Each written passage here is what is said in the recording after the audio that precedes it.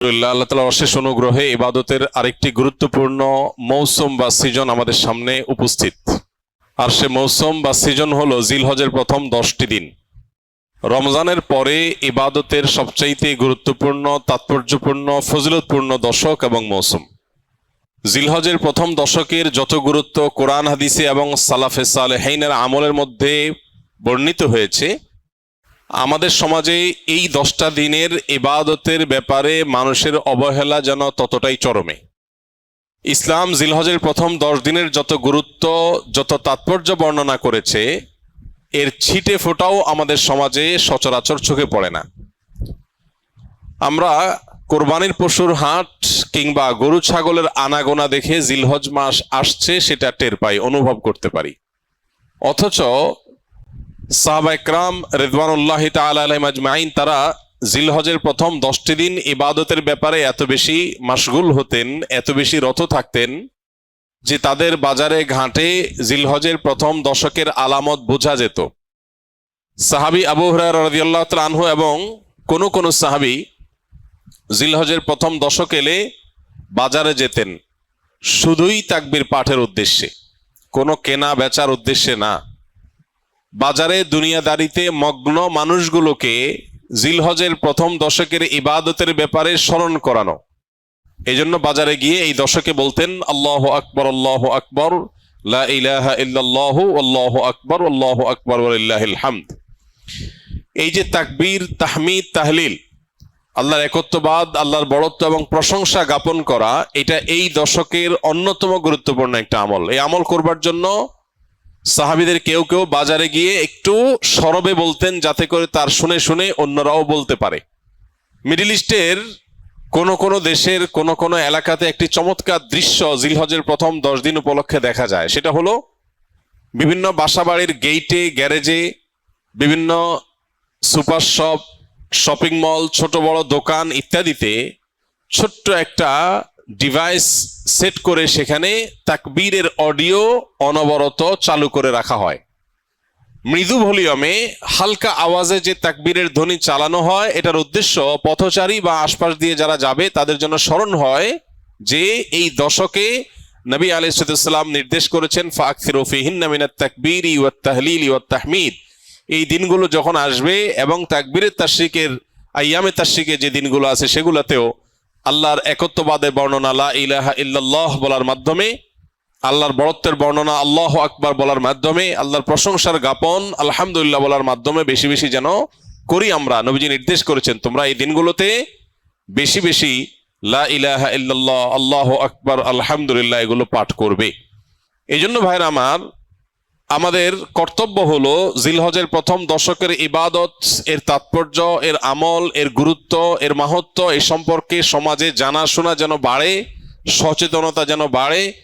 এই হারিয়ে যাওয়া বা অনেকটাই মানুষের আমল থেকে সরে যাওয়া, ছুটে যাওয়া এই বিষয়টাকে যেন পুনরায় জিন্দা করা যায়, এই জন্য আমাদের ভূমিকা রাখা দরকার। আমরা যদি প্রত্যেকটা মানুষ যার যার জায়গা থেকে সিদ্ধান্ত গ্রহণ করি যে জিলহজের প্রথম দশক উপলক্ষে কোরআন এবং হাদিসের আলোকে যে করণীয়গুলো আছে এগুলো একজন ইমানদার হিসাবে আমি আমল করব, আরো 2-4-5 জন মানুষকে আমি অ্যাওয়্যার করব, সচেতন করব, ইনশাআল্লাহ অনেকটা হারিয়ে যাওয়া এই আমলগুলো নতুন করে পুনরায় জিন্দা হবে, জীবিত হবে। চেষ্টা করা যাবে তো ইনশাআল্লাহ?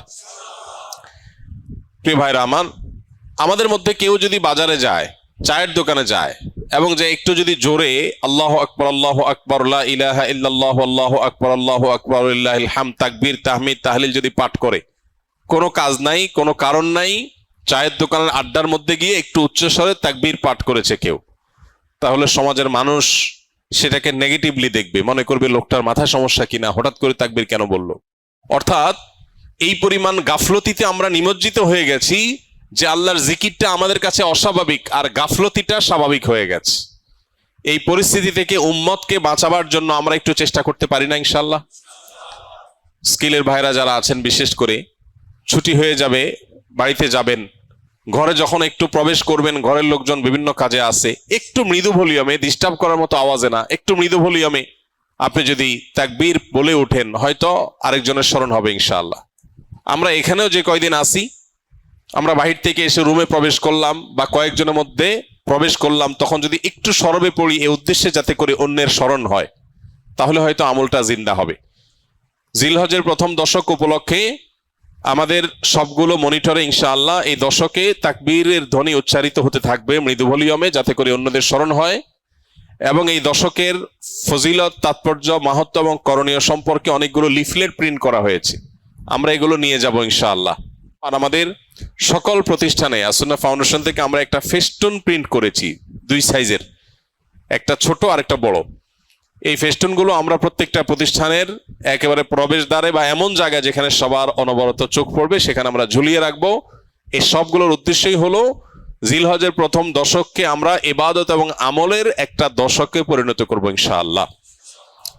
রমজান মাসে আলহামদুলিল্লাহ কম হোক বেশি হোক, ভুল হোক ভালো হোক মন্দ হোক, মিলিয়ে ঝুলিয়ে আমল করার একটা চেষ্টা আমাদের সমাজে আছে।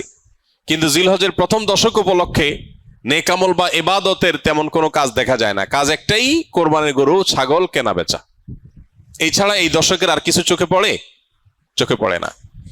আপনারা বিভিন্ন এলাকার মানুষ আছেন, আমি আপনাদেরকে উদাত্ত আহ্বান রাখতে চাই, অনলাইনে আমাদেরকে যারা শুনছেন তাদেরকে উদাত্ত আহ্বান রাখতে চাই। অনেক কোরবানির গরু ছাগলের হাটে মাইক লাগানো হয় নানান ঘোষণা, অ্যানাউন্সমেন্ট ইত্যাদি করার জন্য। আমি লক্ষ্য করেছি খুবই দুর্ভাগ্যজনকভাবে যে কোরবানির পশু কেনা বেচার হাটের অর্থনৈতিক সুফল বিপুল পরিমাণে, আর্থসামাজিক উপকারিতা অনেক বেশি, এটাকে ঘিরে হাজার হাজার লক্ষ লক্ষ মানুষের জীবিকার ব্যবস্থা হয়। এই দেশ পশু পালনে অনেকটা স্বয়ং সম্পন্ন, পশুর গোশত যতটুকু আমাদের প্রয়োজন হয় তার জন্য স্বয়ং সম্পূর্ণতা অর্জন করেছে শুধু কোরবানির খাতিরে।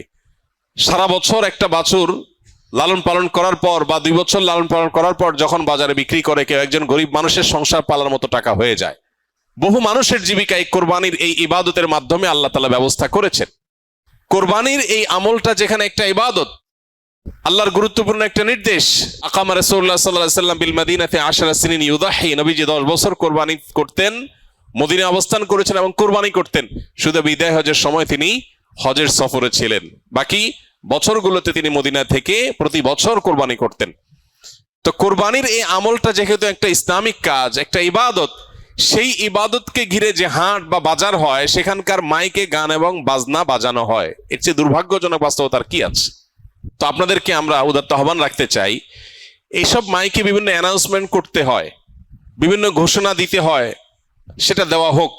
পাশাপাশি বাকি সময়গুলোতে মানুষের অ্যাটেনশন গ্রো করার জন্য গান বাজনা নয়, তাকবীরের ধ্বনি উচ্চারিত হোক। আমরা ইনশাআল্লাহ দাওয়াতের নিয়তে, মাস্তানি না, কিসের নিয়তে? দাওয়াতের নিয়তে এরকম হাট বাজারগুলোতে যারা দায়িত্বশীল আছেন তাদেরকে গিয়ে যদি ফাউন্ডেশন একটা লিফলেট দেই আর একটু হাতে পায়ে ধরে আল্লাহর ভয় দেখাই যে আপনি যে গান বাজাচ্ছেন এই গান শুনে যত মানুষ গুনাহগার হবে, এই হারাম মিউজিকের কারণে যত মানুষ গুনাহগার হবে, আপনি দায়ী হবেন। মানুষ এসে ইবাদতের একটা কাজের জন্য, পশু কেনার জন্য আপনি তাকে গুনাহ করতে বাধ্য করছেন, এটা হয় না। এলাকার উলামা একরাম যাদের প্রভাব আছে, যাদের সামাজিক অবস্থান আছে, সেরকম ভালো 2-4টা মানুষকে সাথে নিয়ে আমরা দাওয়াতের উদ্দেশ্যে বললাম, আমাদের কথা যদি কেউ আমল নাও করে সওয়াব তো আমরা পেয়ে যাবো ইনশাআল্লাহ। চেষ্টা করা যাবে না ইনশাআল্লাহ? আমরা যদি এটা কেউ করতে পারি, পরবর্তীতে ছুটির পরে এসে ভাইজিদের কাছে আপনারা রিপোর্ট করবেন কে কোন বাজারে এই আমলটা করাইতে পারছেন, পারলে ভিডিও করে রেখে দিবেন।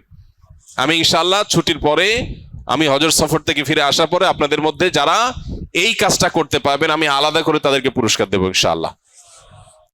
আর আমার পুরস্কার আর কি, আল্লাহ রাব্বুল আলামিন সবচেয়ে বড় পুরস্কার ইনশাআল্লাহ দিবেন। চেষ্টা করা যাবে না ইনশাআল্লাহ? তো আমরা দাওয়াতের নিয়তে এই পরিকল্পনাটা করব যে কোরবানির পশুর হাটে গান বাজনা নয়, তাকবীর উচ্চারিত হওয়া উচিত। মানুষকে নরমের সাথে যুক্তি দিয়ে বোঝাতে হবে, রাগারাগি না, মানুষের সাথে ব্যবহার খারাপ করা না, দাওয়া হতে হবে সুন্দরভাবে। চেষ্টা করা যাবে না ইনশাআল্লাহ? একটা লিফলেট নিয়ে গেলেন কোরবানির পশুর হাটে, যে জায়গায় লাগাইলে কারোর ক্ষতি হবে না, কারোর ওয়ালে পারমিশন ছাড়া লাগালে তিনি কষ্ট পাবেন, নিষেধ করা আছে, এরকম জায়গায় না। যেখানে লাগালে কারোর কোনো অসুবিধা হবে না এরকম জায়গায়। কোন একজন রিক্সা চালক ভাই তিনি সম্মতি দিয়েছেন রিক্সার পেছনে লাগাতে, তাহলে তার অনুমতি নিয়ে তার পেছনে লিফলেট লাগাই দেন, যাতে করে এটা দেখে 10 জন মানুষ আমল করে। একটা হারিয়ে যাওয়া সুন্নাহকে একটা হারিয়ে যাওয়া বা বেশ কয়েকটা হারিয়ে যাওয়া আমলকে আমরা সমাজে পুনরায় জীবিত করার জন্য যদি কাজ করি, তাহলে আমাদের মর্যাদা আল্লাহর কাছে কত বেশি, এই বিষয়ে বহু হাদিস বর্ণিত হয়েছে। আমরা সেই মর্যাদা অর্জন করার চেষ্টা করতে পারি না ইনশাআল্লাহ? এই জন্য ভাইরা আমার, যারা এই কথাগুলো আমরা শুনছি অনলাইনে অফলাইনে, আমরা আরো কয়েকজনের কাছে পৌঁছে দিব। জিলহজের প্রথম দশক শুধু কোরবানির পশু কেনা বেচার দশক নয়, এই দশক ইবাদতের দশক, এই দশক আমলের দশক। নবী করিম সাল্লাল্লাহু আলাইহি সাল্লাম বলেছেন, মা মিন আইয়ামিন আল আমালুস সালিহু ফিহিন্না হাব্বু ইলাল্লাহ মিন হাযিহিল আইয়াম।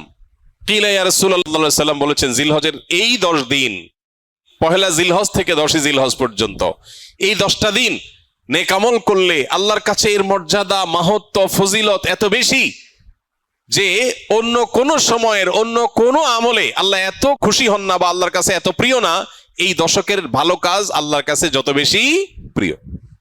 সাহাবীগণ জিজ্ঞাসা করলেন, হে আল্লাহর রাসূল, অন্য সময় আল্লাহর রাস্তায় জিহাদ করলে যে বিপুল ফজিলত, সেটার মর্যাদাও কি এই দিনের চাইতে বা সেটাও কি আল্লাহর কাছে বেশি প্রিয় না? নবীজি বলেছেন, না, ওয়ালাল জিহাদু ফি সাবিলিল্লাহ, অন্য সময় জিহাদ করেও আল্লাহর কাছে এই দশকে নেক আমলের সমান সওয়াব পাওয়া সম্ভব না বা আল্লাহর প্রিয় নয়। তবে অন্য সময় যদি কেউ জিহাদ করতে বের হয়ে তার জান মাল সব কোরবান করে দেয়, তার কথা ভিন্ন, তার সাথে কারো কোনো তুলনা নাই। তাহলে ভাইরা আমার, এই দশকে নেক আমলের ব্যাপারে নবী আলাইহিস সালাম এত বেশি গুরুত্ব আরোপ করেছেন, এত বেশি গুরুত্ব দিয়েছেন, আল্লাহ তাআলার কাছে সবচেয়ে বেশি প্রিয়। এই জন্য এই দশকে আমরা নেক আমল করার চেষ্টা করবো তো ইনশাআল্লাহ। এই দশক উপলক্ষে আমরা 10টি কাজ করব। নাম্বার 1, এই দশক উপলক্ষে সাধারণ যে নেকামল গুলো আছে, রুটিন যে ভালো কাজগুলো আছে, এগুলো বেশি বেশি করব। কারণ এই যে মাত্র যে হাদিসটা শুনলাম যে এই দশকের ভালো কাজ আল্লাহর কাছে সবচেয়ে বেশি প্রিয়, অতএব আল্লাহর কাছে যেহেতু সবচেয়ে বেশি প্রিয়, রমজানের পরে, রমজান তো মাস হিসাবে সবচেয়ে সেরা, দিন হিসাবে সবচেয়ে সেরা এই দশক, এই দশকের আমল যেহেতু আল্লাহর কাছে বেশি প্রিয়, অতএব এই দশকে যে কোনো ভালো কাজ, 5 ওয়াক্ত নামাজ পুরুষরা জামাতের সাথে তাকবীরুল্লাহর সাথে যতটা গুরুত্বের সাথে সম্ভব পড়বো, আর মহিলারা সময় মতো যথাসম্ভব উত্তম উপায়ে আমরা নামাজ পড়বো। এর বাইরে নফল নামাজগুলো পড়ার চেষ্টা করবো, ইশরাক তাহাজ্জুদের চেষ্টা করবো ইনশাআল্লাহ। যত নফল আমল করা যায়, ফরজ আমলগুলোর ইহতিমাম বা গুরুত্ব আরোপ করা যায় সেগুলো করব। 1, নেক আমল করা বেশি বেশি, কোরআন তেলাওয়াত, জিকির, আজকার সবগুলো। নাম্বার 2, যত রকম গুনাহ এবং পাপের কাজ আছে এগুলো সারা বছরই নিষিদ্ধ, হারাম। হারাম তো সারা বছরই হারাম, যে আমল যে কাজ গুনাহ সেটা সারা বছর করাটাই গুনাহ, কিন্তু এই দশকে করাটা বিশেষভাবে নিষিদ্ধ এবং এই দশকে করাটা বিশেষভাবে জঘন্য। কারণ যে দশকে আল্লাহর কাছে নেকামল করা প্রিয়, সে দশকে আপনি বদামল করলেন, সেটা আরো জঘন্য হবে না? এই জন্য এমনিতেই সম্মানিত 4 মাস সম্পর্কে আল্লাহ রাব্বুল আলামিন বলেছেন, ফালা তাজলিমু ফিহিন্না আনফুসাকুম, এই দশক, এই মাসগুলোতে তোমরা নিজেদের প্রতি অবিচার করো না। এই জন্য জিলহজের প্রথম দশক সম্মানিত 10 মাস, 4 মাসেরও অংশ, আবার মর্যাদাপূর্ণ দশক, আল্লাহর কাছে সবচেয়ে প্রিয় নেক আমলের জন্য। অতএব সেই দশকে আমরা গুনাহ থেকে, পাপের কাজ থেকে বেঁচে থাকার ব্যাপারে বিশেষভাবে যত্নশীল থাকবো ইনশাআল্লাহ। যে যে আমলে, যে যে বদামলের সাথে আমরা জড়িত, যে যে গুনাহের সাথে জড়িত, এই দশকে সেটাতে বেঁচে থাকার চেষ্টা করব। মোবাইলে, সোশ্যাল মিডিয়াতে, ফেসবুকে, হোয়াটসঅ্যাপে, ইউটিউবে কোনো হারাম জিনিস দেখবো না, শুনবো না এবং হারাম কাজ করবো না ইনশাআল্লাহ। নাম্বার 3, বেশি বেশি আল্লাহর জিকির করা। কারণ আল্লাহ তাআলা সূরা হজর 28 নম্বর আয়াতে এই নির্দিষ্ট দিনগুলোতে আল্লাহ বেশি বেশি জিকির করতে নির্দেশ করেছেন। অতএব বেশি বেশি আল্লাহর জিকির, যত রকমের আল্লাহ জিকির হতে পারে, মুখের জিকির, অন্তরের জিকির, এই জিকিরগুলো বেশি বেশি করবো ইনশাআল্লাহ। নাম্বার 4, যাদের হজের তৌফিক হয়েছে তারা এই দশকে হজ করবেন, হজ শুরু করবেন 8 তারিখে। আর নাম্বার 5, যাদের কোরবানির তৌফিক আছে তারাও কোরবানি করবেন, কারণ মান ওয়াজাদা সাআতান লিআন ইউযাহি ওয়া লাম ইউযাহি ফালা ইয়াকরাবান্না মুসাল্লানা, যার কোরবানি করার সামর্থ্য আছে অথচ কোরবানি করলো না, নবী সাল্লাল্লাহু আলাইহি ওয়াসাল্লাম সতর্ক করেছেন, হাদিসে সতর্ক বাণী এসেছে, সেজন্য মুসলমানদের ঈদগাহে না আসে। এই জন্য কোরবানি করা এটা হলো 5ম আমল এই দশকের, যাদের তৌফিক আছে। 6 নম্বর আমল হলো, যারা কোরবানি করার সিদ্ধান্ত গ্রহণ করবেন তারা জিলহজের চাঁদ ওঠার পর থেকে নিয়ে ঈদের দিন কোরবানি করা পর্যন্ত এই সময়ের মধ্যে মাথার চুল, গোঁফ, হাত পায়ের নখ এবং শরীরের অবাঞ্ছিত পশম ইত্যাদি এগুলো কাটা থেকে বিরত থাকবেন এই 10 দিন। অর্থাৎ এগুলো চাঁদ উঠার আগে আগে কেটে ফেলবেন। আর কাটবেন কখন? কোরবানির পরে। তাহলে চাঁদ উঠা থেকে কোরবানি এই সময়ের মধ্যে চুল, নখ ইত্যাদি কাটা থেকে বিরত থাকবেন কারা? যারা কোরবানি করার নিয়ত করেছেন। যদিও এখানে কোরবানি যারা করার নিয়ত করেন নাই, সে মানুষগুলোর জন্য এই আমলের কথা অনেক উলামা একরাম বলেন এবং উভয়টার সপক্ষেই কম বেশি দলিল এবং যুক্তি আছে। 7 নম্বর আমল হলো বেশি বেশি তাকবীর, তাহমিদ, তাহলিল পড়া, যেটা মাত্র বললাম। উঠতে বসতে, চলতে ফিরতে বাজারে ঘাটে ঘর বাড়িতে সব জায়গাতে আল্লাহু আকবার, আল্লাহু আকবার, লা ইলাহা ইল্লাল্লাহু, আল্লাহু আকবার, আল্লাহু আকবার, ওয়ালিল্লাহিল হামদ বেশি বেশি উচ্চারণ করা। আমরা মোবাইলের ওই যে ওয়েলকাম টিউন হিসাবে তাকবীর কিভাবে সেট করা যায় সেটার জন্য আমরা প্ল্যান করতে পারি, প্রোগ্রাম করতে পারি। আর কতভাবে মানুষকে স্মরণ করানো যায় হালাল উপায়ে, বৈধ উপায়ে, সেটা আমরা চেষ্টা করতে পারি। তাহলে 7 নম্বর আমল হলো বেশি বেশি তাকবীর, তাহমিদ, তাহলিল পাঠ করা। এটা এই 10 দিন ধরে রাত দিন কোনো সংখ্যা ছাড়া যার যতটুকু তৌফিক হয়। 8 নম্বর আমল হলো এই তাকবীরটাই আইয়ামে তাশরিকে অর্থাৎ জিলহজের 9 তারিখ বাদ ফজর থেকে নিয়ে জিলহজের 13 তারিখ আসর পর্যন্ত প্রত্যেক নামাজের পরে একবার করে পাঠ করা, নারী পুরুষ সবাই। এটা আবশ্যক, সবাইকে করতে হবে প্রত্যেক নামাজের পরে একবার করে। এটা হলো তাকবীরে মুকাইয়াদ বলে, নির্দিষ্ট তাকবীর এই দিনগুলোতে এই নামাজের পরে। আর প্রথমটা বললাম 7 নম্বর আমলটা হলো সাধারণ তাকবীর, তাকবীরে মুতলাক, অর্থাৎ এই দশক জুড়েই সবসময় বেশি বেশি তাকবীর পাঠ করা। তাহলে 8টা আমল পেয়ে গেলাম। 9 নম্বর আমল হলো জিলহজের 9 তারিখে রোজা রাখা। যারা আরাফায় যেতে পারেন নাই, বিশ্বজুড়ে যে মুসলমানরা আছেন তারা এই দিন রোজা রাখবেন। এই দিনে রোজা রাখলে কি লাভ হবে? নবী আলাইহিস সালাম বলেছেন, আহতাসিবু আল্লাহ আন ইউকাফিরা সানাতাল্লাতী ক্বাবলাহু ওয়াল্লাতী বা'দাহু। অর্থাৎ জিলহজের 9 তারিখে আরাফাত দিনে রোজা রাখলে কেউ তার 1 বছর আগের আর বেঁচে থাকলে অগ্রিম 1 বছর পরের গুনাহ আল্লাহ মাফ করে দিবেন। অর্থাৎ সগীরা গুনাহগুলো আল্লাহ তাআলা মাফ করে দিবেন। এজন্য এই আমলটা করার চেষ্টা করা।